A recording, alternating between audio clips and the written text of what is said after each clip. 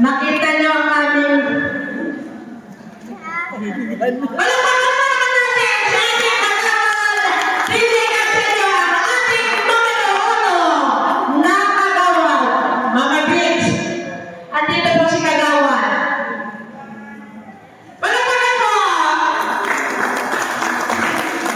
Sige po, magandang gabi po sa lahat na nandito.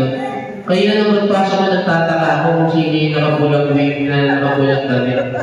Nung nakita ko si Tita Vicky, sabi ko, ba nangyayari? Baka gusto ko hatakin, awatin na. Ayun po, magandang gabi po sa inyo lahat at mabati po ako ng Merry Christmas and Advance Happy New Year po sa lahat. Kalaki po nito ang aming pagbati ng aming mahal na Mayor Ano Malapitan. Siyempre, Congressman Oka Malapitan at ang ating agiman sa Konseho na Konsehan Bente Malapitan. At siyempre, na ang aming kapatid na si O.I. si Ryan Castillo. Siyempre, dalangin po namin ang mas mabuti at mas magandang 2025 para sa bawat isa na nandito. May lakas na mga katawan at maayos na pamumuhay pa sa parating na bagong taon. At alam niyo po kanina, nanawagan po ako ni Tita Vicky na inibitahan po ako na pumunta rito. At syempre, dali-dali naman po ako magpunta. May mga tinapos na po akong trabaho, kaya po medyo na-late po ako. At alam niyo, konting tulog na lang, malapit na po ang Pasko. At syempre, konting camping na lang, election naman po sa Mayo.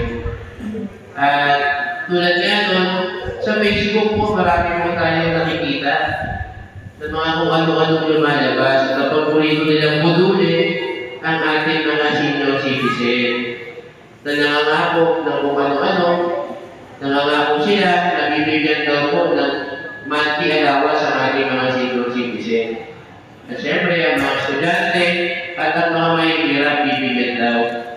Sobrang ganda naman po sa bandinig natin, tama po ba? Pero ang tanong, kaya po kaya? Kaya kasi kung kaya mo yan, matagal na po yung pinigay ng ating mahal na Mayor Ano Malapitan. At alam naman natin na ang isang senador ay mayroon pong pondo taon-taon na 200 million po yan ang pondo niya. Pero 12 years po siyang senador.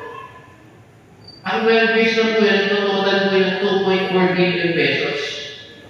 May natikman po ba tayo kahit piso?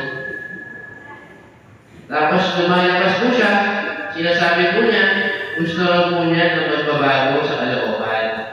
Alam naman po natin na nagbago na po ang Caloocan, simula na po ang ating Congressman Oka Malapitan ng 2030. At ang patuloy na sinisigaw ng Team Action ng Malasakit, siyempre tuloy-tuloy na pagmagagat ng Caloocan.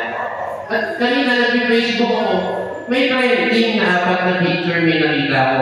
Yung ayuda ng Pasig, ayuda ng Makati, ayuda ng Taguig at ayuda ng Caloocan.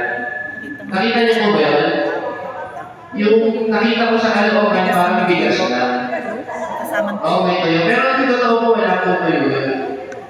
Alam niyo po, ang populasyon po ng Caloocan ay 1.8 million. Ang pondo po ng Caloocan ay 10 billion. Ang kalahati po doon ay ginagamit pang pasweldo ng mga empleyado ng ating city hall. Ang pondo naman po ng Taguig, hindi po ako nagkakamali, parang 16 billion. Pero ang populasyon po ng Taguig ay 600,000 lamang. At alam naman natin sa Taguig na karamihan ng tao ay mayayaman. Kaya po, sa Caloocan po kasi, ang 50% ng tao sa Caloocan ay mahihirap, sinasabi po nila. Yung 17 million po ng Taguig ay sobra-sobra po nun para bigyan ang mga mahihirap ng Taguig. Kaya po maganda ang napamimigay sa Taguig. Katulad po ng Pasig, katulad din po ng Makati. Alam niyo po ang Makati, Pasig, Taguig, ikukumpara po sa Caloocan niya, mas malaki pa po ang populasyon ng Bagong Silang. Ang Bagong Silang po, kung di po ako nagkakamali, mayroon po yata 700,000 na populasyon ng Bagong Silang. Kaya hindi po mabigyan ng katulad na ayuda na ibinibigay po ng mga malalaking at asensado na lungsod. Pero sinisikap po siyempre ng ating mahal na Mayor Alan Malapitan na mabigyan po lahat. Kaya kung pilit nilang iikot, itinakatak po sa mga bahay, mga staff, para ma-explain po natin wala pong pinipili. Kasi at pagkakaalam ko po, hindi mo po namimigay. Hindi mo na po alam kung may sumasama pa. Pero kung order po sa kanila ni Mayor Alan, bigyan lahat ng bahay. Wala tayong bibiliin, mayaman na mahirap. Alam niyo po sa Bambo, ang allotted po na bigas ng narinig ko, inalat po sa kanilang bigas, 80,000 pieces na nagpa-5 kilos. Sa Debaco po, bago magkakarinig ko, parang 13 to 14,000 po yan. Nabigyan po ba tayo? Ang nakagawa po, yun po yung isa sa pamasko ng ating Mayor ng Malapitan. Siyempre, hindi ko lang ito magkakabayo pa. Siyempre, nagpapasalamat ako at nabigyan ako ng pagkakataon na makaharap sa inyo. Siyempre, ang aming magbati at ang aming lubusang pasasalamat palagi po sa inyo, diba? At parang nag-umpisa na po yung raffle niya. Nag-umpisa na. Parang nadaming raffle, parang mananalo ko yata lahat. Sino mo hindi nananalo? Ako hindi mo po na... Hello. Sige po, pwede ko umpisa ako ng raffle? Pwede ko ako mag-raffle?